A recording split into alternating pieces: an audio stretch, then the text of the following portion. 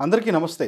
ఈరోజు మనతో ఉన్నారు ప్రముఖ జ్యోతిష జ్ఞాని, ప్రవచన శిరోమణి బ్రహ్మశ్రీ డాక్టర్ కందాడై మురళీకృష్ణమాచార్యులు మనతో ఉన్నారు. మాట్లాడదు.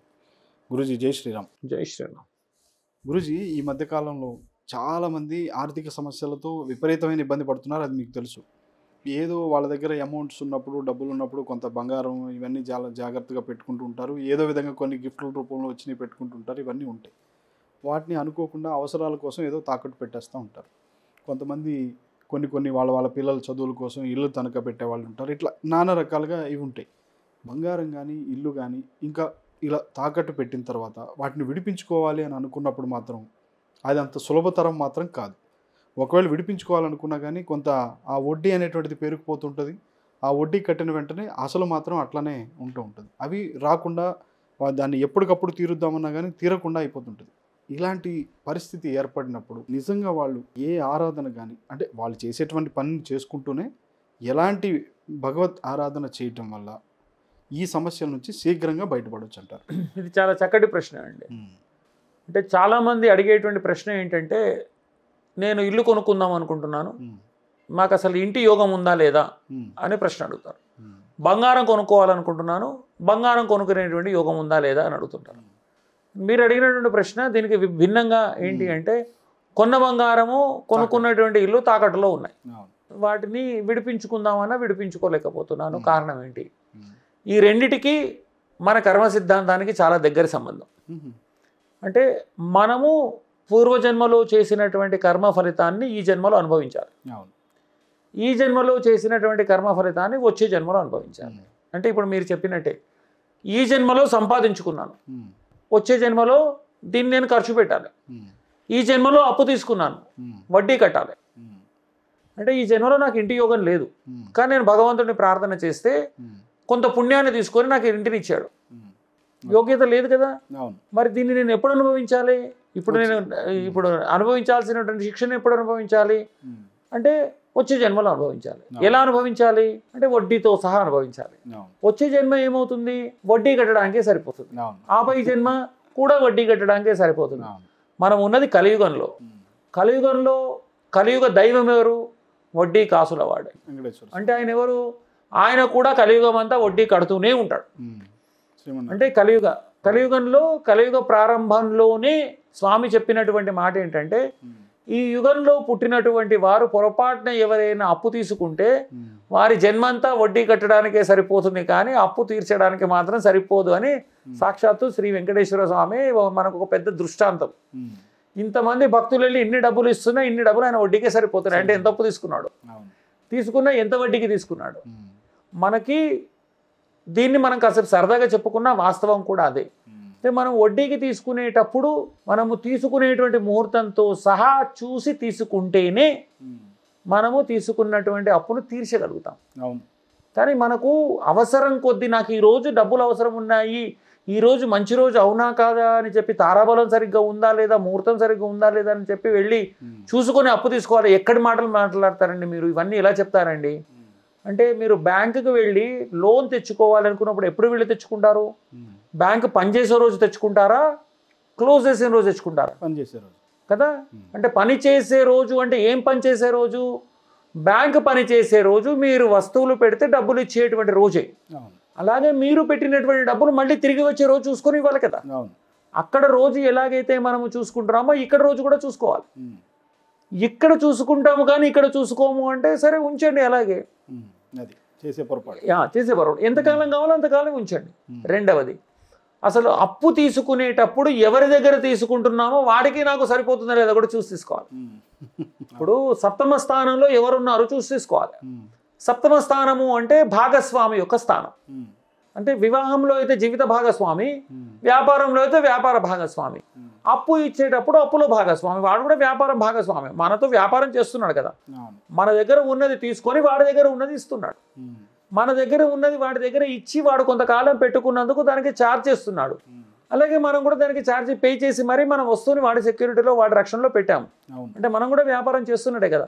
నేను వ్యాపారం ఎవరితో చేయాలి? వ్యాపారం చేసే వాడితో నాకు సరిపోతుందా లేదా అనేది కూడా చూసుకొని చేయాలి. ఇవన్నీ మనం చేయట్లా. అప్పు తీసుకునేటప్పుడు మంచి రోజు చూసుకోవట్లా.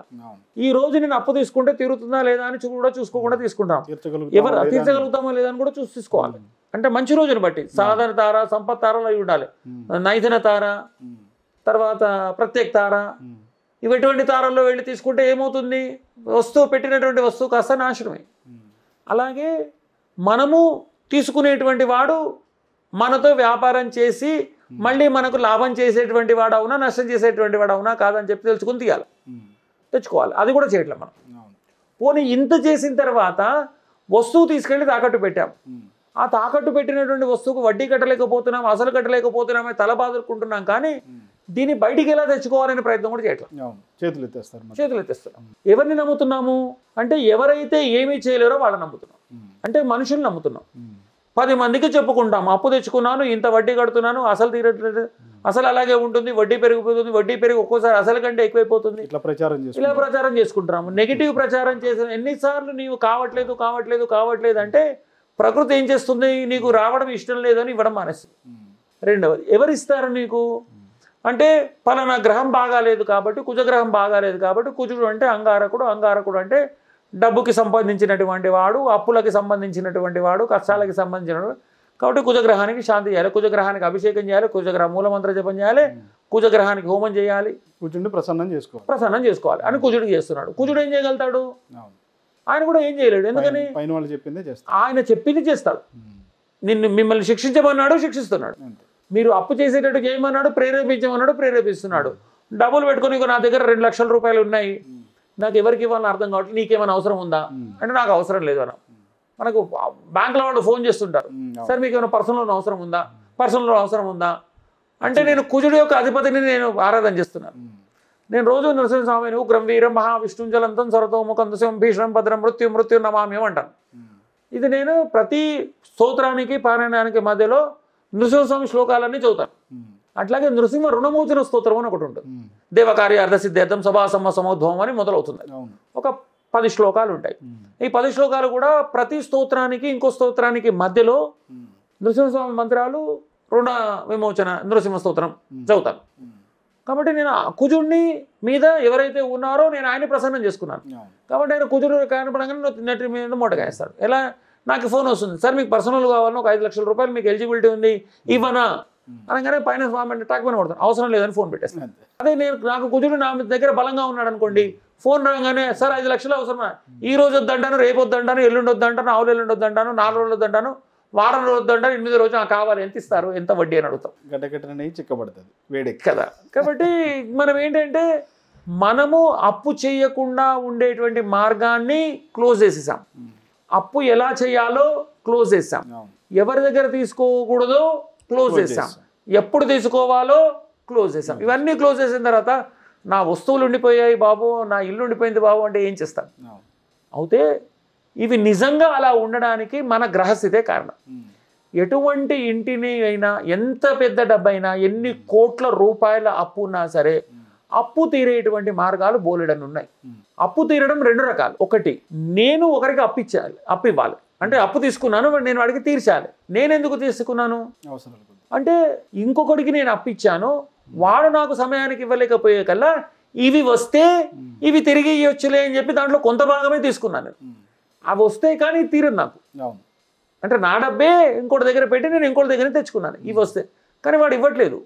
ఎందుకు ఇవ్వట్లేదు అని చెప్పి వాడికి పీకల మీద కూర్చొని, వాడి ఇంట్లో కూర్చొని, వాడి ఇంట్లో వాళ్ళతో మాట్లాడి అవి మాట్లాడి వాడి దగ్గర ఏం లేదు బాబు, వాడు ఎక్కడి నుంచి తెచ్చిస్తాడు చెప్పండి? మీరు అప్పు ఇచ్చినటువంటి వాడి దగ్గర ఏమీ సోర్సే లేదు. ఎక్కడి నుంచి వస్తుంది? ఎక్కడి నుంచి రాదు. కాబట్టి మీరు స్తోత్రం చేస్తే, మీరు పూజ చేస్తే, పారాయణం చేస్తే మీ అప్పు తీరాలని ప్రార్థన చేయాలి. మీ అప్పు తీరాలంటే వాడికి డబ్బులు కావాలి. అంటే ఇండైరెక్ట్గా ఏం చేస్తున్నాం మనము? వాడికి డబ్బులు వచ్చేటువంటి పూజ మనం చేస్తున్నాం. సో నా సంకల్పం ఏంటంటే, నేను ఎవరికైతే నష్టంచ ద్రవ్యంచ పునఃలాభార్థం అంటున్నాను. ధనం ఇచ్చాను, అది నష్టమైంది, మళ్ళీ నాకు తిరిగి రావాలి. కాబట్టి దానికోసం చేస్తున్నా అంటే వాడికి డబ్బు ఇవ్వాలి నాకు. మరి వాడి దగ్గర లేదు అంటే నువ్వేం చేయాలి? అంటే స్వామిని ఏమని ప్రార్థిస్తున్నాము? వాడు నాకు అప్పు తీర్చాలి అని ప్రార్థిస్తున్నాము అంటే ఇండైరెక్ట్గా వాడికి డబ్బులు ఇప్పించు స్వామి, వాడి కష్టాలను తొలగించు. మనం ప్రార్థించాల్సింది కూడా ఇంతే, వాడు బాగుంటేనే నేను బాగుంటాను.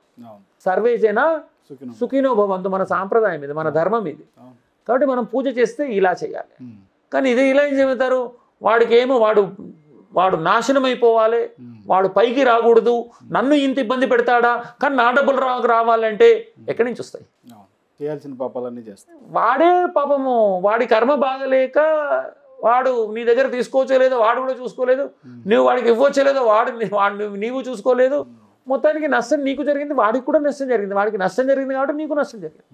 కాబట్టి వాడు బాగుంటేనే నేను బాగుంటాను. కాబట్టి పూజ చేసేటప్పుడు మేము కొన్ని సందర్భాల్లో ఏం చేస్తాము అంటే, మా దగ్గరికి వచ్చినప్పుడు వారి ఫోటో కూడా అడుగుతాం. అంటే బాబు నువ్వు అప్పు తీర్చాలి, ఎందుకు తీర్చట్లేదు, నీకు పూజ చేస్తానంటే వస్తాడా? రాడు కదా. సో అందుకని అంటే ఫోటో ఏమైనా ఉంటే చూపించండి అంటే ఒకసారి ఫోటో చూసి కొంచెం ముఖ కవళికం చూసి వాడి చేతిని ఇవన్నీ చూసుకోవడం కష్టం కాబట్టి ఒక్కోసారి ముఖ కవళికం చూసి పలానా వీడికి ఇబ్బంది ఉన్నట్టుంది, దానివల్లనే కావట్లేదు, సరే మనం చేస్తాంలే అని చెప్పేసి వాడు బాగుండేటట్టుగా చేస్తే, వాడు పైకి వచ్చాడు అంటే వాడు డబ్బులు వాడి దగ్గరకు వచ్చాయంటే వీడి డబ్బులు వీడికి ఇచ్చేస్తాడు. అలాగే పూజ చేసేటప్పుడు ఏంటంటే వాడి డబ్బులు వాడికి వచ్చిన తర్వాత కూడా మళ్ళీ వీడికి ఇవ్వాలి అనేటువంటి బుద్ధి కూడా వాడికి కలగాలి. నన్ను ఇన్ని రోజులు సతాయిస్తావా, ఇప్పుడు నిన్ను సతాయిస్తాను, అదే డబ్బులు పెట్టుకుని నీకు ఇవ్వను అంటే మళ్ళీ అదే పరిస్థితికి మనం వస్తాం. సరే ఇదంటే ఒక వ్యక్తిగతంగా. మరి ఒక సంస్థ దగ్గర అప్పు తీసుకున్నాను, బ్యాంక్ దగ్గర తీసుకున్నాను, బ్యాంకులో ఈ రోజు ఉన్న మేనైతే రేపు ఉండడు, ఈ రోజు మన రికవరీ కోసం వచ్చినోడు రేపు రాడు కదా. సో మన ఇల్లు మాత్రం అక్కడే ఉంటుంది, బ్యాంక్కి సంబంధించిన వాళ్ళు మనల్ని వడ్డీ అడుగుతూనే ఉంటారు. మరి అది ఎలా చేయాలి అంటే, మొట్టమొదటిగా మనం చేయాల్సింది ఏంటంటే, ఈ ధనానికి సంబంధించింది మీరు స్వర్ణానికి సంబంధించిందా, గృహానికి సంబంధించిందా, భూమికి సంబంధించిందా, దేనికి సంబంధించినటువంటి దాంతో మీరు ఇబ్బంది పడుతున్నారు అన్న విషయం మనకు ఒకసారి అవగతం అవుతే, దేనివల్ల ఇబ్బంది పడుతున్నారు అంటే జాతక చక్రం ప్రకారం చూసి తీసుకుంటే, ఉదాహరణకి స్వర్ణము అనేటువంటిది ఉంది, అంటే బంగారం. మీరు అడిగారు బంగారము అనేటువంటిది తాకట్టు పెట్టినటువంటి బంగారము బ్యాంకులో పెట్టినా, ఇంకో చోట పెట్టినా మీ బంగారం మీకు తిరిగి రావాలి అంటే కార్తవీర్యార్జున పెరుమాళని ప్రార్థన చేయాలి. కార్తవీర్యార్జునుడు అంటే సుదర్శనుడి యొక్క అవతారం. కార్తవీర్యార్జునుడి మీకు మంత్రము దొరకలేదు, నాకు ఆయన జపము, ఆయన మూల మంత్రము దొరకలేదు, లేదా ఆయన స్తోత్రము దొరకలేదంటే ఆయన అసలు అవతారమైనటువంటి సుదర్శన స్వామిని ప్రార్థించారు. సుదర్శనుని ప్రార్థిస్తే మీరు పోగొట్టుకున్నటువంటి బంగారం కూడా తిరిగి వస్తుంది. ఎక్కడ పెట్టినా బంగారం వస్తుంది. అంటే బంగారము, మీ బంగారాన్ని మీకు తెచ్చుకునేటువంటి స్థితిని కార్తవీర్యార్జునుడు లేదా సుదర్శన పెరుమాళ్ కలిగిస్తారు. మీకు ఇద్దరు ఒకటే, ఒకరు అంశ, ఒకరు అసలు స్వామి. సో వీళ్ళు కలిగిస్తారు. ఇది కేవలం బంగారం విషయానికే కాదు, ఒకవేళ ఏదైనా కారణం వల్ల ఇంట్లో నుంచి వెళ్ళిపోయినటువంటి మనుషులు తిరిగి రావాలన్నా సరే కార్తవీర్యార్జునుని కానీ సుదర్శన స్వామిని కానీ ప్రార్థన చేయాలి. ఎవరు చేయాలి అంటే, మళ్ళీ ఆపరేషన్ ఎవరు చేయాలి అంటే ప్రొఫెషనల్ డాక్టరే చేయాలి. ఆర్ఎంపీ దగ్గరికి వెళ్ళి ఆపరేషన్ చేయమంటే కాదు, వాడు చేస్తుండొచ్చు, కానీ ఆపరేషన్ సక్సెస్ కానీ పేషెంట్ ఈస్ డెడ్ అన్నట్టుగా. వాడు ఆపరేషన్ అంటే వాడికి తెలిసింది కోయడం, కోసిన తర్వాత ఎలా కుట్టాలో తెలియకపోతే పేషెంట్ చచ్చిపోతాడు. స్పెషలిస్ట్ దగ్గరికి వెళ్ళాలి. అంటే ఎవరైతే ఇటువంటి వాటిల్లో, అంటే ఎవరైతే సుదర్శన పెరుమాళని కార్తవీర్యార్జునుల ఉపాసన చేసి ఉంటారో, ఎవరికైతే వీరిని ఎలా ప్రార్థిస్తే నా మనసులో ఉండేటువంటి కోరిక తెలుస్తుందో అటువంటి వారి దగ్గరికి వెళ్ళాలి. వెళితే ఇల్లు, మనుషులు కానీ బంగారం కానీ తిరిగి వస్తుంది. నిష్ణాతులై ఉండాలి. అంటే గురోపదేశం పొంది ఉండాలి, కొంచెం వారు జపము పారాయణము చేసేటువంటి నిష్ట కలిగి ఉండాలి. అలాగే ఏదైనా కార్యక్రమం చేసేటప్పుడు తనని తాను నిగ్రహించుకునేటువంటి శక్తి కలిగిన వాడై ఉండాలి. అలాగే ఇంకొకటి, భూమికి సంబంధించింది, ఇంటికి సంబంధించిన వ్యవహారం. మనకి ఇంట్లో వెళ్ళిన తర్వాత మనం ఇల్లు తాకట్టు పెట్టి కానీ ఇంటి మీద తీసుకున్నటువంటి లోను తీరట్లేదు అంటే ఖచ్చితంగా దాంట్లో వాస్తు దోషం అనేది ఉంటుంది. వాస్తు దోషం వల్లనే మన ఇల్లు మనకి తిరిగి రాదు. ఎప్పుడు ఏదో గొడవల్లో ఉంటుంది, ఏదో ఒక తాకట్టులో ఉంటుంది. సో దాంట్లో నుంచి బయటికి రావాలి అంటే ఒకసారి వాస్తుని పరిశీలింపజేసుకోవాలి. ఇవన్నీ నాకు నమ్మకం లేవండి అని అనుకుంటే ఒక మత్స్య యంత్రాన్ని పెట్టుకోవాలి. ఒక వెండి మత్స్య యంత్రాన్ని చేయించి 3 రకాలుగా, రాగిలో చేయించుకోవచ్చు, వెండిలో చేయించుకోవచ్చు, స్వర్ణంలో చేయించుకోవచ్చు. అసలే అప్పుల్లో ఉన్నాను స్వామి, మళ్ళీ బంగారం ఎక్కడి నుంచి అవుతుంది? పంచలోహాలు యంత్రాలకి పనికిరాదు, పంచలోహ విగ్రహాలు చేస్తారు. యంత్రానికి మాత్రము బంగారం కానీ వెండి కానీ, చివరిది లీస్ట్ రాగి. సో మధ్యమము ఫలితం తొందరగా వచ్చేటువంటిది వెండి. సో వెండితో మత్స్య యంత్రం చేయించుకొని దానికి కూడా జపం చేసి ఆ యంత్రంలో శక్తిని నింపి ఇంట్లో పెట్టుకుంటే 40 రోజుల పాటు చేయించి ఇంట్లో ప్రతిష్ఠ చేయించుకొని వాస్తు హోమం చేయించుకుంటే ఖచ్చితంగా ఇంట్లో ఉండేటువంటి దోషాలు తొలగిపోయి అప్పు తీరేటువంటి మార్గాలు ఓపెన్ అవుతాయి, సుగమం అవుతాయి, అవకాశాలు కనబడతాయి. ఇది భూమికి సంబంధించిందైనా ఇంటికి సంబంధించిందైనా. అంటే ఇది ఎవరు వాస్తు ప్రకారం కాదు. లేదు నాకు వీలున్నంత తొందరగా నేను దీంట్లో నుంచి బయటపడాలి, శీఘ్రంగా నేను బయటపడాలి అనుకునేటువంటి వాళ్ళు వరాహస్వామి ఆరాధన చేయాలి. వరాహ మూలమంత్ర జపం, వరాహ స్తోత్రాలు, వరాహ సహస్రనామార్చన చేస్తూ ఒకసారి 40 రోజుల పాటు 68 రోజుల పాటు దీక్షలాగా పెట్టుకొని ఒకరోజు వరాహ మూల మంత్రంతో హోమం చేయాలి.